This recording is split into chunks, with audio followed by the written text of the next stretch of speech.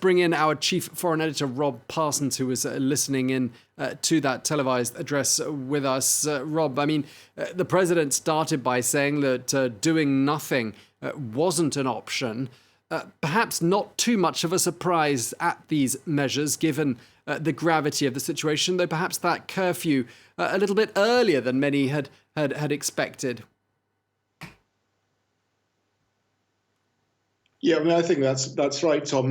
Not very much surprise. We'd had plenty of advance notice that this was coming. There had been a lot of talk in the media over the last 48 hours about the possibility of a curfew.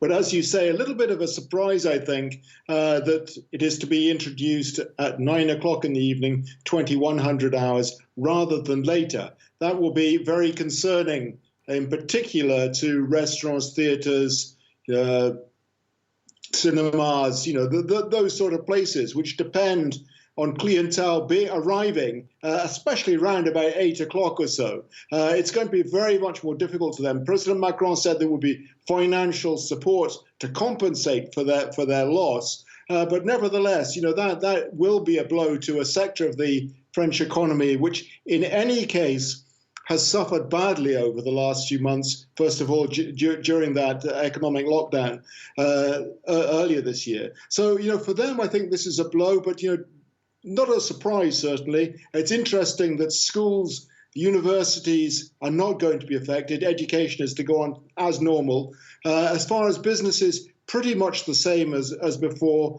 President Macron talking about working at home where it was possible, but, not suggesting that tougher measures should be introduced, forcing businesses into allowing their staff to work from home. So I don't think there'll be very much change there. But for ordinary people, there will be change. People, I think this is the most important thing to remember. There applies everywhere that's been affected, not just France, by the coronavirus. But people are, I think, psychologically exhausted by the measures that they've had to adopt over the last few months. And this is yet another requirement for them.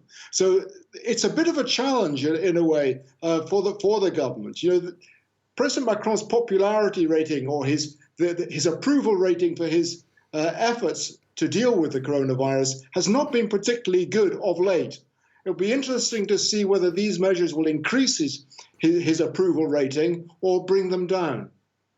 Yeah, I mean, the government's been saying for weeks they'll do everything possible to avoid another lockdown. A lot of people, as you were suggesting there, really can't afford another lockdown. But what's different this time around to the situation in March, Rob, is the fact that in March it was a really clear-cut rule. You are confined to the home. This time around, there are quite a lot of ifs and buts and clauses. You can do this, but you can't do that. And that's where things get a bit confusing. We've seen that in other countries. When things aren't completely clear, people don't necessarily play ball, do they? Well, I think President Macron is trying to balance two things. He understands, I think, that people are exhausted by this, emotionally exhausted. So he doesn't want to treat us. He kept saying in answer to one of the questions, he didn't want to treat the French people like children. He didn't want to infantilize them.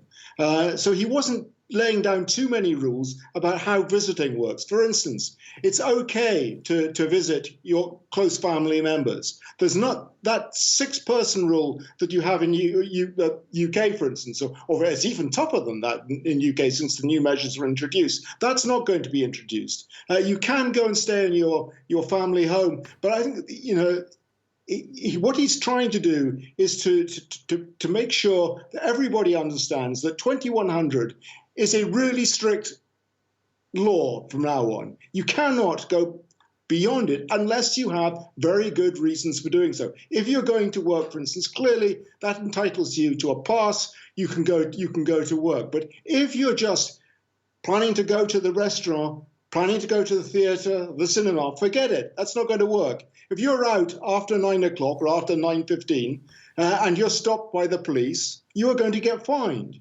You'll be fined in the first instance 135 euros. If you're caught doing it a second time, €1,500. That's a very substantial fine and a pretty clear message, I think, to people that they do have to take this seriously. It's not that difficult to work out. 9 o'clock is the catch time for everybody, and the curfew applies till 6 o'clock in the morning. If you're out and about without very good reason between those hours, you get fined if the police stop you. I don't think it can be much clearer than that. Okay, well, thank you very much indeed for sharing that with us. Our Chief Foreign Editor, Rob Parsons, thank you very much indeed.